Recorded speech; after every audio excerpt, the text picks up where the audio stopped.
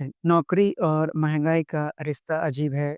एक जीने का सहारा है तो दूसरी जीने मुश्किल कर देती है। महँगाई से लड़ने का हथियार मेहनत की नौकरी है, जो मेहनत से डगमगाए वो असली कामयाबी नहीं। नमस्कार, मेरा नाम अभिषेक है और हम देख रहे हैं 14 जून के करंट अफ़ेयर को। आइए शुरुआत करते हैं अपने पहले करंट अफ़ेयर से, जहाँ पर रिटेल इन्फ्लेशन यानी कि सीपीआई बेस्ड इन्फ्लेशन मई 2025 में गिरकर सिर्फ 2.82% पर आ गई है, जो कि फरवरी 2019 के बाद का सबसे कम है। इसका मतलब है कि महंगाई के घूरे में थोड़ा सुकून मिला है, जो कंज्यूमर और इकोनॉमी के लिए एक अच्छी खबर है। आपको बता दें कि जो डिक्लाइन होने का कारण है, वह है फूड प्राइसेस में गिरावट, जैसे कि सीरियल्स, वेजिटेबल्स और फ्रूट्स। वहीं ग्लोबल कमोडिटी प्राइसेस स्टेबल है और डोमेस्टिक प्रोडक्शन भी अच्छा चल रहा है। आपको बता दें कि आरबीआई के इन्फ्लेशन टारगेट के बैंड को 2 से जो 6% है और यह इस रेंज के नीचे आ गया है। वहीं मॉनेटरी पॉलिसी में आने वाला समय में रिलैक्सेशन की उम्मीद बढ़ रही है। आपको बता दें कि मिडिल क्लास और सैलरीड लोगों के लिए राहत की बात है, क्योंकि परचेजिंग पावर अब बढ़ सकती है। बिजनेस और स्टार्टअप्स के लिए अच्छा एनवायरनमेंट क्रिएट हो सकता है। आइए आपको सीपीआई के बारे में बता दूं। अगर आप इस इन बातों को समझ गए हैं तो सीपीआई भी आप आसानी से समझ लेंगे। आइए जानते हैं सीपीआई के बारे में। सीपीआई एक मेजर है जो एक फिक्स्ड बास्केट ऑफ गुड्स और सर्विसेज के एवरेज प्राइस चेंज को कैलकुलेट करता है। वहीं इसका पर्पस है कि इन्फ्लेशन या डिफ्लेशन को ट्रैक करना होता है। वेजेज, पेंशन और सोशल सिक्योरिटी बेनिफिट्स भी एडजस्ट करना इसका मकसद होता है। आरबीआई के मॉनेटरी पॉलिसी के लिए इंडिकेटर के रूप में काम करता है, जैसा कि मैंने आपको अभी बताया है। इंडिया में सीपीआई के अलग-अलग टाइप्स होते हैं, यानी कि इंडस्ट्रियल वर्कर्स के लिए सीपीआई डब्ल्यू होता है, CPI for agricultural labour CPI AL होता है, वहीं रूरल लेबर के लिए आरएल। और कंबाइंड में देखें तो इसका जो डेटा है वो पब्लिश करने वाली संस्था है नेशनल स्टैटिस्टिकल ऑफिस। वहीं अगर इसके बेस ईयर को देखें तो 2012 है, जो आपसे कई विभिन्न परीक्षाओं में पूछा गया है। आपको बता दें कि सीपीआई निकालने के लिए हम cost of basket current year को भाग लगाते हैं cost of basket base year से, और उसे परसेंटेज में कैलकुलेट करने के लिए 100 से गुना कर देते हैं। आपको बता दें कि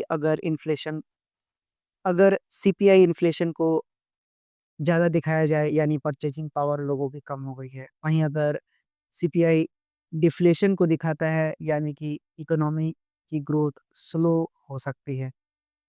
आपको बता दें कि सीपीआई और डब्ल्यूपीआई के बीच एक आंकड़ा है, जो आपको हर एग्ज़ाम्स में पूछा जाएगा और ये चार्ट आपको याद होना चाहिए। आपको बता दें कि सीपीआई से हम रिटेल इन्फ्लेशन को मेज़र करते हैं, वहीं होलसेल प्राइस इंडेक्स से होलसेल इन्फ्लेशन को मेज़र करते हैं। वहीं रिटेल इन्फ्लेशन यानी कि सीपीआई में हम गुड्स और सर्विसेज दोनों को इंक्लूड करते हैं, और यहाँ पर केवल हम गुड्स को इंक्लूड करते हैं। यह डायरेक्टली इम्पैक्ट करता है कंज्यूमर्स को और यह इनडायरेक्टली इम्पैक्ट करता है। आपको बेस ईयर याद रखना है 2012 सीपीआई के लिए और 2011-12 डब्ल्यूपीआई के लिए। आपको दी गई जानकारी अगर समझ में आ गई है तो आप अपने आप को अब टेस्ट कर सकते हैं इन सवालों के ज़रिए। आइए देखते हैं पहला सवाल को। पहला सवाल आपसे पूछा गया है, what is the primary difference between the CPI and the WPI? आपको मैंने अभी तुरंत बताया, इस सवाल का उत्तर होगा सीपीआई में गुड्स और सर्विसेज दोनों इंक्लूड होते हैं, वहीं डब्ल्यूपीआई में केवल गुड्स होते हैं। एक बार फिर से देखिए, सीपीआई में केवल गुड्स और सर्विसेज दोनों इंक्लूड होते हैं, वहीं डब्ल्यूपीआई में केवल सामान को इंक्लूड किया जाता है, सर्विसेज को नहीं। बढ़ते हैं अपने अगले सवाल पे, जहाँ से पूछा गया है आपसे कि बेस ईयर सीपीआई के लिए क्या है इंडिया में? तो मैंने अभी आपको बताया कि बेस ईयर 2012 है। आप दोबारा रीचेक कीजिए, ये 2012 है। बढ़ते हैं अपने अगले सवाल की ओर। अगला सवाल आपसे पूछा गया है कि which of the following has the direct impact on consumer? तो मैंने अभी-अभी बताया आपको कि सीपीआई डायरेक्टली इम्पैक्ट करता है कंज्यूमर से। आप देखिए, ये प्रीवियस ईयर के सवाल हैं, जो डायरेक्टली इस चार्ट के ऊपर पूछा गया है, तो ये चार्ट आप ज़रूर याद कर लीजिए। बढ़ते हैं अगले सवाल की ओर, जहाँ आपसे पूछा गया है कि in the context of the WPI which of the following is true? तो इट इंक्लूड्स सर्विसेज, नहीं ये ट्रू नहीं है। It measures the wholesale price changes, वहीं it has a base year 2012 और अगला दिया हुआ है कि it directly affects consumer decision. तो आपको मैंने बताया भी कि डब्ल्यूपीआई मेजर करता है होलसेल प्राइस को। बढ़ते हैं अपने अगले सवाल पे जहाँ पर आपसे पूछा गया है कि why does CPI inflation have more significance than WPI inflation in the Indian economy? बहुत ही अच्छा सवाल है, आपसे एग्ज़ाम्स में पूछा जा सकता है। तो इसका सिंपल सा जवाब मैंने आपको एक्सप्लेन किया है कि सीपीआई जो होता है मॉनेटरी पॉलिसी डिसीज़न को इम्पैक्ट करता है आरबीआई के। यानी कि जो महँगाई दर है आरबीआई के द्वारा जो मॉनेटरी पॉलिसी के द्वारा मेंटेन किया जाता है वो 2 से 4% होना चाहिए। अगर ज़्यादा है तो इन्फ्लेशन है और 2 से कम है तो डिफ्लेशन है। बढ़ते हैं अगले सवाल पे जहाँ आपसे पूछा गया है कि कौन-सा गवर्नमेंट का बॉडी है जो सीपीआई को पब्लिश करता है। बहुत ही ज़्यादा इम्पोर्टेंट सवाल तो ये आपको पता होना चाहिए कि सीपीआई को पब्लिश करने वाली जो संस्था है, वो है नेशनल स्टैटिस्टिकल ऑफिस। वहीं अगर डब्ल्यूपीआई की बात करें तो मिनिस्ट्री ऑफ कॉमर्स है। Ministry of commerce and industries आप याद रखेंगे। आपसे पूछा गया है कि which of the following is included in the calculation of CPI but not WPI. ये भी काफ़ी बार पूछा गया सवाल है। तो आपको पता होना चाहिए कि यहाँ पर हम एजुकेशनल सर्विसेज़ को इंक्लूड नहीं करते हैं, बाकी सभी को इंक्लूड करते हैं, फूड प्राइसेस, फूड आइटम्स और मैन्युफैक्चरिंग गुड्स को। आशा करते हैं मेरे द्वारा दी गई जानकारी आपको समझ में आ गई होगी। बढ़ते हैं अपने अगले करंट अफ़ेयर की ओर जहाँ पर कि BRICTHSTI आपका अभी ये फुल फॉर्म काफ़ी इम्पोर्टेंट हो जाएगा एग्ज़ाम के दृष्टिकोण से। तो पहले इसके फुल फॉर्म को जानते हैं जिसका मतलब होता है biotechnology research and innovation council. फिर से बोलता हूँ, इसका जो फुल फॉर्म है वह है biotechnology research and innovation council, translational health science and technology institute. इसने एक रिसेंटली एक सिम्पोजियम होस्ट किया है जिसका टाइटल था discovery and development of monoclonal antibody therapeutics. आपको बता दें कि इसका ऑब्जेक्टिव था मोनोक्लोनल एंटीबॉडीज़ यानी एमएबी थेरेप्टिक्स की डिस्कवरी और डेवलपमेंट के नए डायमेंशन को एक्सप्लोर करना, हेल्थ केयर में इनोवेशन प्रमोट करना और ट्रांसलेशनल रिसर्च को एक्सेलरेट करना।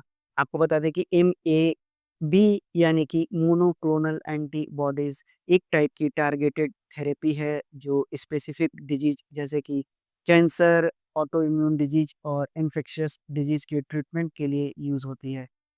वहीं आपको बता दें कि कोविड-19 पैंडेमिक के दौरान पे इनका एक्सटेंसिव यूज़ देखने को मिला था। अगर इंडिया के कंट्रीब्यूशन की बात करें तो BRICTHHTI जैसे इंस्टीट्यूशन मोनोक्लोनल एंटीबॉडीज़ के डेवलपमेंट में रिसर्च को और फंडिंग को प्रमोट करते हैं। मेक इन इंडिया के अंडर इंडिजिनियस प्रोडक्शन को बढ़ावा दिया जा रहा है। अगर ग्लोबल पर्सपेक्टिव से बात करें तो मोनोक्लोनल एंटीबॉडीज़ का ग्लोबल फार्मास्यूटिकल मार्केट में सिग्निफिकेंट शेयर है। इंडिया का एमएबी यानी कि मोनोक्लोनल एंटीबॉडीज़ के मैन्युफैक्चरिंग हब के रूप में उभर रहा है जो vaccine capital of the world की तरह एक स्ट्रैटेजिक एडवांटेजेस दे सकता है।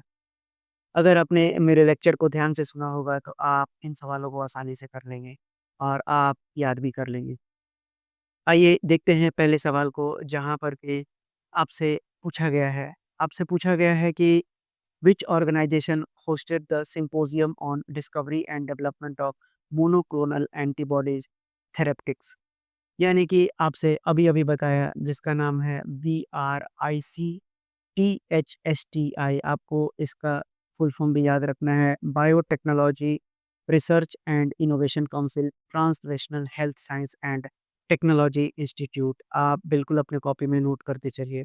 वहीं दूसरा सवाल पूछा गया है कि what are monoclonal antibodies primarily used for. तो मैंने अभी बताया कि यह टारगेटेड थेरेपी शो करता है स्पेसिफिक डिजीज़ेज़ के लिए। वहीं अगला सवाल आपसे पूछा गया है कि इनमें से कौन-सा डिजीज़ जो है वह ट्रीट किया जाता है मोनोक्लोनल एंटीबॉडीज़ थेरेपेटिक्स के थ्रू।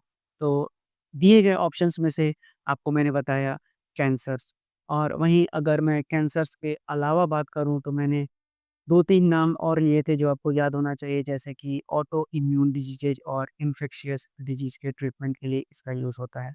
बढ़ते हैं अगले सवाल पे जहाँ पर आपसे पूछा गया है कि what is the primary focus of translational research promoted by BRICTHSTI। यानी कि फिर से मैं एक बार फुल फॉर्म बोल दूँ ताकि आपको याद होता चला जाए। इसका मतलब है कि biotechnology research and innovation council, translational health science and technology institute. तो आपसे पूछा गया है कि what is the primary focus, तो इसका फोकस है direct application of research findings to improve health care. अगला सवाल आपसे पूछा गया है कि why is India considered a potential hub for monoclonal antibody production. तो मैंने आपको बताया कि इंडिजिनस रॉ मटेरियल की अवेलेबिलिटी की वजह से, स्ट्रॉन्ग बायोटेक्नोलॉजी रिसर्च इकोसिस्टम की वजह से और हाई कॉस्ट ऑफ प्रोडक्शन जो दूसरे देशों में है उनकी वजह से, इसलिए इस सवाल का उत्तर हो जाएगा ऑल ऑफ द अबव। आशा करते हैं आपको दी गई जानकारी समझ में आ गई होगी। कहते हैं कि रोग चाहे जितना बड़ा हो, इलाज की उम्मीद हमेशा उससे बड़ी होती है।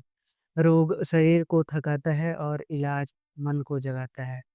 बढ़ते हैं अपने अगले करंट अफेयर की ओर, जहां आपको पता होना चाहिए कि साल्मोनेला आउटब्रेक हुआ है यूएस में। आपको बता दें कि साल्मोनेला जो है एक बैक्टीरियल इन्फेक्शन है जो फूड बॉर्न इलनेस काउज करती है। यूएस में रिसेंट में साल्मोनेला आउटब्रेक के बाद ये समझाना ज़रूरी है कि कैसे इससे बचा जा सकता है और इसका ट्रीटमेंट क्या है। आपको बता दें कि सैल्मोनेला के से इन्फेक्टेड होने के बाद सिम्पटम्स 6 से 72 घंटे में डेवलप होते हैं और ये 4 से 7 दिन तक चल सकते हैं। अगर इसके कॉमन सिम्पटम्स की बात करें तो डायरिया डायरिया यानी कभी-कभी ब्लडी भी हो सकता है, यानी खून आना आपके लैट्रिन से। आपको जो है बता दें कि फ़ीवर भी इसका सिम्पटम है, वहीं एब्डोमिनल क्रैम्प होना, नौसिया और वोमिटिंग के साथ-साथ हेडेक होना।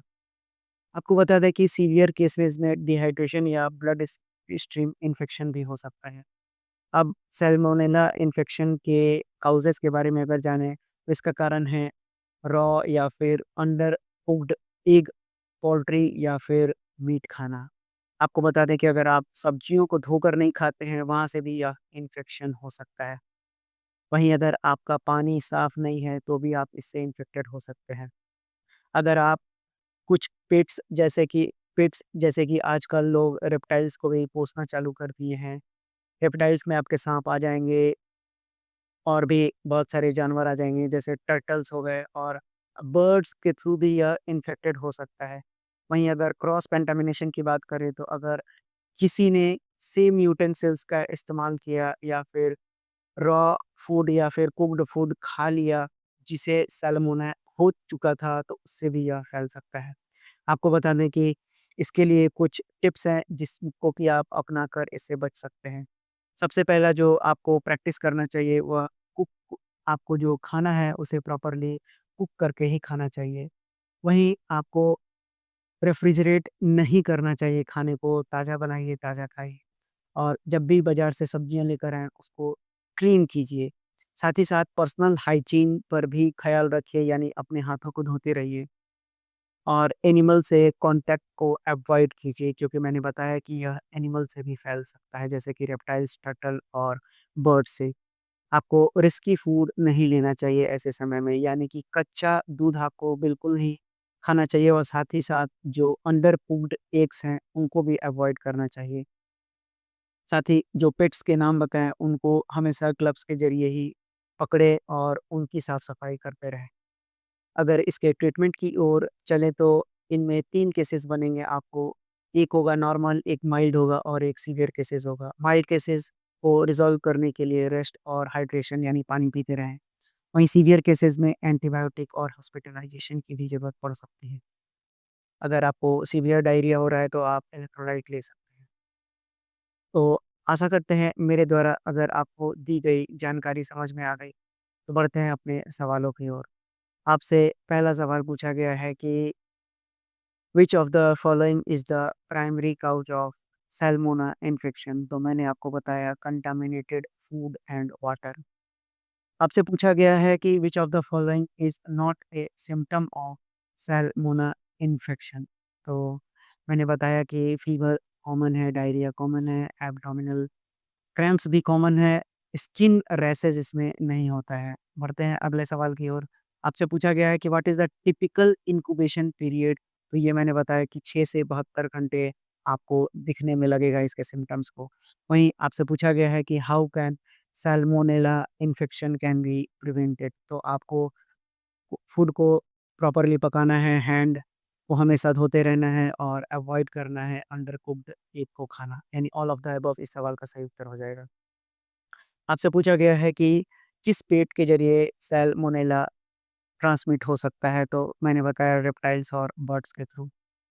ते हैं अपने आखिरी सवाल को, जहाँ आपसे पूछा गया है कि most important treatment for the mild cases. तो माइल्ड केसेस में मैंने बताया कि आपको रेस्ट और पानी पीते रहना है और साथ ही सीवियर में आपको हॉस्पिटलाइज़ हो जाना है।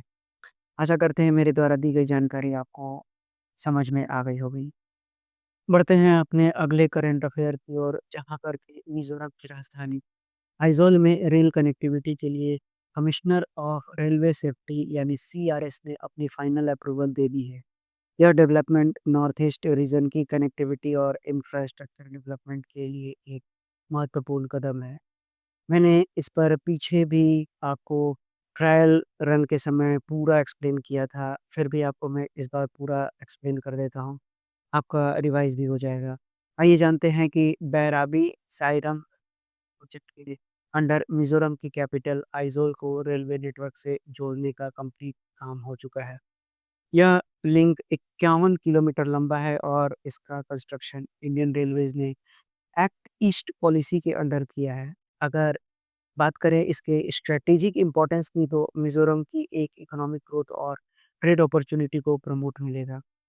वहीं कनेक्टिविटी भी और एक्सेसिबिलिटी को सुधारने के लिए भी यह क्रूशियल है। रेल लाइन मॉडर्न स्टैंडर्ड के अकॉर्डिंग बनी है, जिसमें टनल्स, ब्रिजेस और सेफ्टी मैकेनिज्म को इंक्लूड किया गया है। इससे टूरिज़्म भी बढ़ेगा, जिससे मिज़ोरम का एक्सेस इंडिया के मेजर मार्केट्स और पोर्ट तक आसान हो जाएगा। वहीं अगर नेशनल रिलेवेंस की बात करें, तो नॉर्थ ईस्ट रीजन के लिए इंफ्रास्ट्रक्चर इम्प्रूवमेंट भारत की नेशनल इंटीग्रेशन स्ट्रेटेजी का एक हिस्सा है।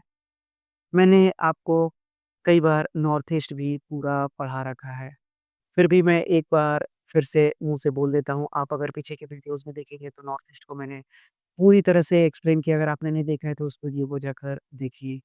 आपको बता दें कि नॉर्थ ईस्ट में 7 सिस्टर और 1 ब्रदर है। 1 ब्रदर है आपका सिक्किम।